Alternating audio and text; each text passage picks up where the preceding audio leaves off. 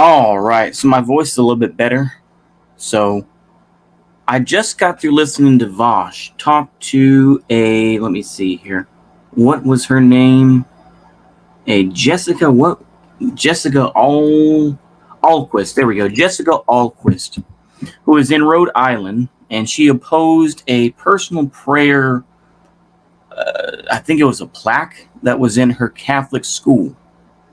Now, the thing is that she came out as an atheist, and because this became a big story, the ACLU came out. Eventually, she won the case.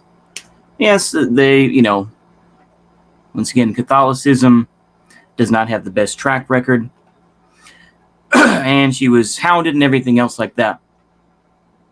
And she was recently talking to Vosh. Now, the thing is, what I noticed, you have to pick out the little details of what people say. And this, and I've said that basically atheism is just basically anti-Christian. But I think that it can be anti-Christian, based in anti-Christian or anti-Islam or whichever country you live in that has a particular religion. But it gives support to other religions. And I think that's very important to say. So for, people like Richard Dawkins, let's say, Richard Dawkins, of course, has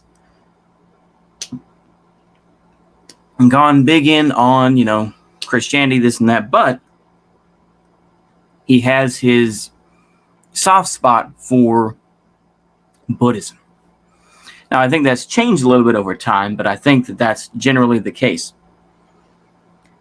What I meant to say, I think I got lost in my rants, but basically, this Jessica Alquist had a Muslim friend in this school in Rhode Island, and she felt bad because she felt offended by that.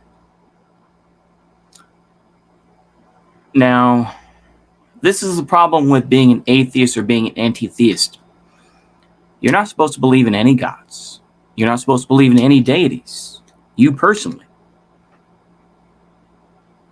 But then they will make excuses and they will say, this isn't that bad, or this group isn't that bad.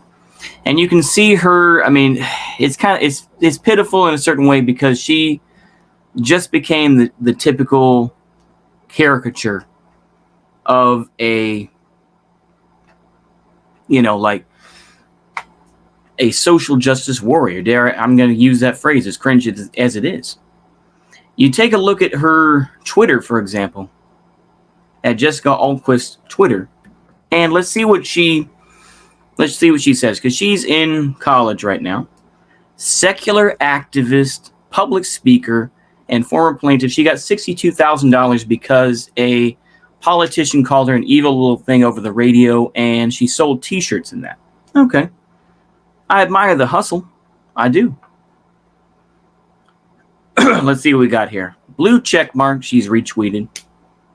The Rational National, Vosh, another blue check mark, Dan Price, whoever the heck this is.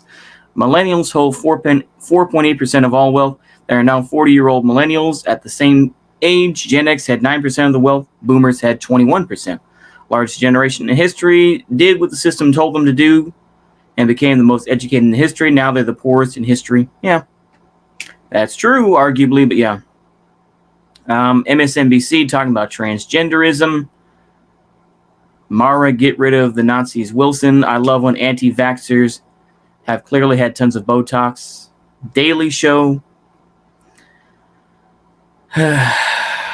Very tired. Like I said, but there's one in particular. Michael Moore. Okay, so here we go. So this is about the Young Turks. Basically calling their name that because now Biden has recognized the Armenian genocide, which, of course, part of the reason why the Armenian genocide occurred was because Armenians are Christian and Young Turks were Muslim. But atheists, as much as they claim to read the Bible, this and that, they feel the need to stick their noses in business that they really don't need to. So here we go with this one. Just going to say it. The Young Turks need to change their fucking name. Cenk Uygur, Anna Kasparian. Oh, and please don't claim that you've already addressed this. Lamafau. That's not how it works. If you want to address it, you'll do so by changing your reprehensible name.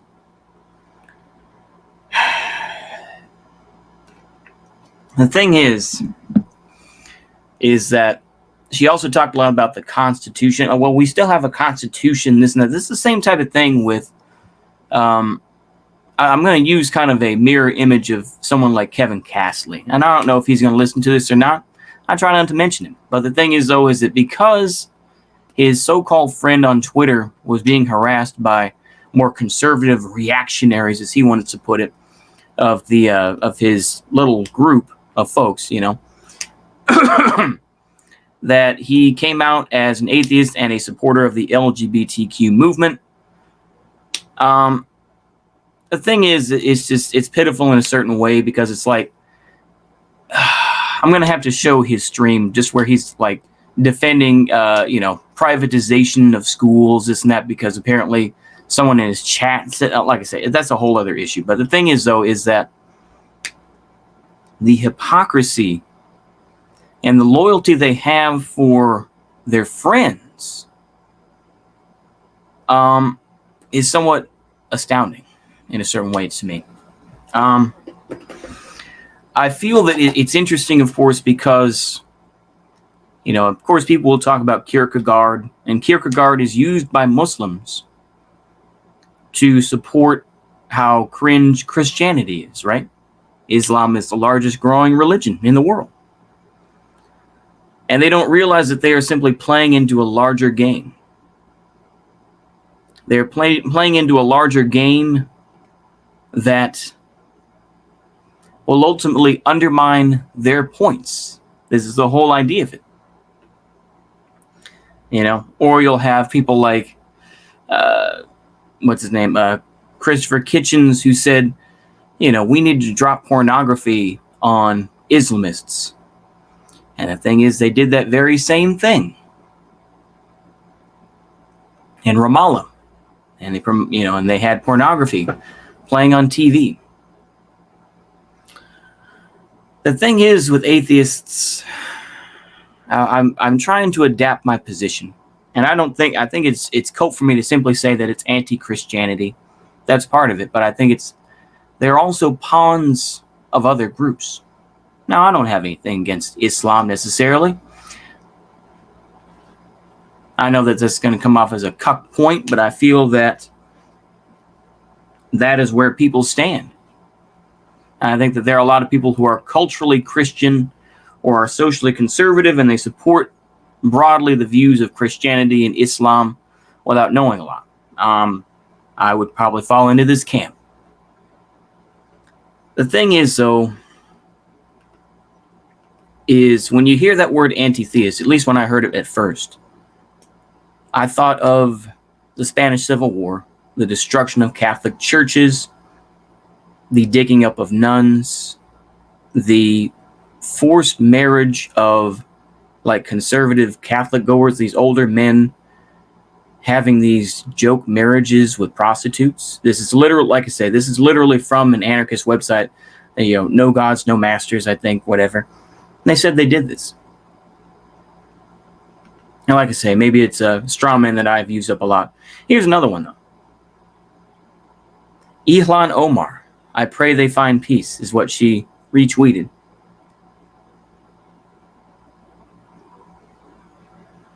So Washington Post thinks it's bold of Biden to recognize the Armenian genocide. It is not way more bold for the best country in the world to fucking ignore the fact that over 1 million people were slaughtered. See, the thing is, I know what atheists are going to say. We care about people. We're humanists. We're the true humanists. And religion simply wants to, religion makes it more complicated and everything else. And the thing is, I think what atheists go about with religion in the wrong way is this.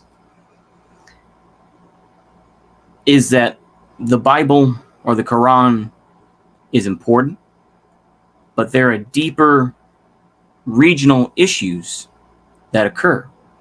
And so there's more of a loyalty, there's more of a tribalism that exists. So Catholics dislike Protestants because Protestants, you have the Know Nothing Party that was against Catholicism, right? You have, the conspiracy. Well, I'm so sick of using that word. So I'll say the belief, the debunked belief that JFK was controlled by the Pope. So Catholics feel a bit paranoid about Protestantism, right? Like I said, this isn't me defending them. This is me trying to give a rational response. This is coming off very schizophrenic, but hopefully someone can make sense of this. The thing is that when you see this type of stuff, or where you'll post things like, we support Palestine, this and that. It's funny that she retweets someone like Hakeem Jeffries, and she doesn't, like I say, she doesn't realize the difference here, where she'll say things like, free Palestine and what's going on in Israel is awful. George Takei is another one. Hilarious.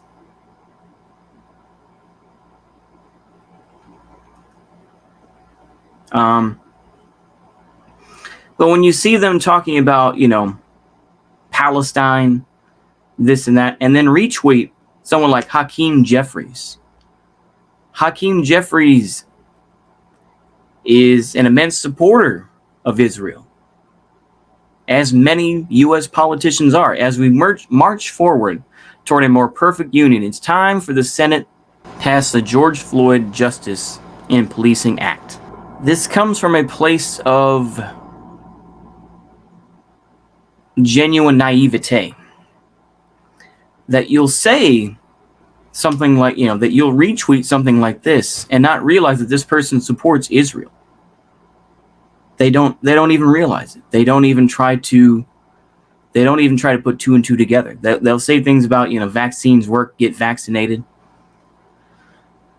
They don't realize that this is a dirty, dirty game, politics. And, luckily people like me are fairly small. I actually like it. Maybe that's Cope. Rashida Tlaib physically confronts Biden over Israel, but yet retweets somebody who supports Israel. Like I say, this is just somebody who, because they felt hatred towards their Catholic neighborhood and their community, rightfully so. I will try to be honest and try to be good faith in that case with Jessica Alquist. And so, yeah, they did treat her awfully. They did talk about killing her, about raping her, etc., etc. Yes, it's awful. I can understand why she became that way. But the thing is, though, is that she is now doesn't realize the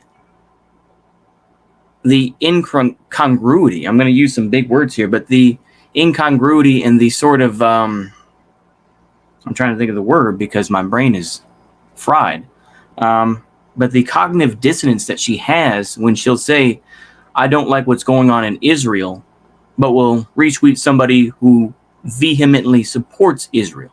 It's a very interesting take, to say the least, when you see this sort of attitude. And you say to yourself, huh. And you realize that this is what atheism serves, is that atheism, as much, or even anti-theism, they will say, oh, look at these horrible Catholics, against being against homosexuality and LGBTQIA stuff. But then we'll say stuff like, well, Judaism, even though it's got its bad parts, it's not the same thing. That's called favoritism. That's called being partial. That you have a pro-Israel stance. I was going to say philo, and you know what word I meant, but I think that is I have to be very careful with that word. So being pro-Israel, but then being against being against a heretic community. Like I say, this is why you have to be very careful what labels you call yourself. Yeah, I loosely call myself a Nazbol. I've, called myself maybe loosely, supporting of like maybe a Christian socialism. But the thing is, though, is that there's always somebody that ruins a label. Whether it's Nazbol, whether it's, calling yourself an anarcho-syndicalist, calling yourself an atheist, people like Richard Dawkins. Oh, well, Richard Dawkins isn't one of us. No. He said some pretty bad things and said some very racial things and promoted racist views. So he's not one of us. But these people are. They're approved. Whichever, right? So this is where we are. Like I say, I know people are probably going to say I'm mad or that I'm coping or that I'm malding. You can do that. You can. You're going to do what you're going to do. You don't need my approval. But the thing is that I don't have to tell you because you're going to experience it firsthand. You become a lion tamer. I'll put it this way. You're a lion tamer without a whip. Right? Or you're a plumber that's about to go up and install some gas piping without two, probably 24-inch, maybe bigger. Let's say 36, depending on how big gas lines are. Usually gas lines are maybe 2.5-inch pipe. Anywho, without those pipe wrenches, you don't have anything to fight with. And now you look like a naive person who is in this very tenuous position. And it just makes you look like a dodo. And then people, like I said, this is just the way it goes. Is that, people will praise you one minute, but if you take a slightly different stance, then they will abandon you the next. This happens all the time. People are fickle. People also feel a loyalty to certain people, to certain other folks, right? So people feel a loyalty to Trump, so they, continue to bash Biden, right? Or, people, it's like maybe you get in between the beef of, whoever, like I said, whichever example you want to get.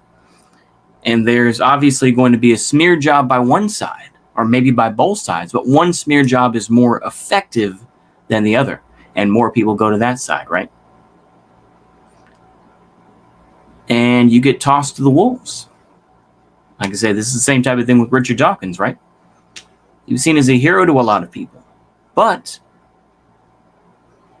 now that he said some racial things and he has said some naughty things, now, out you go.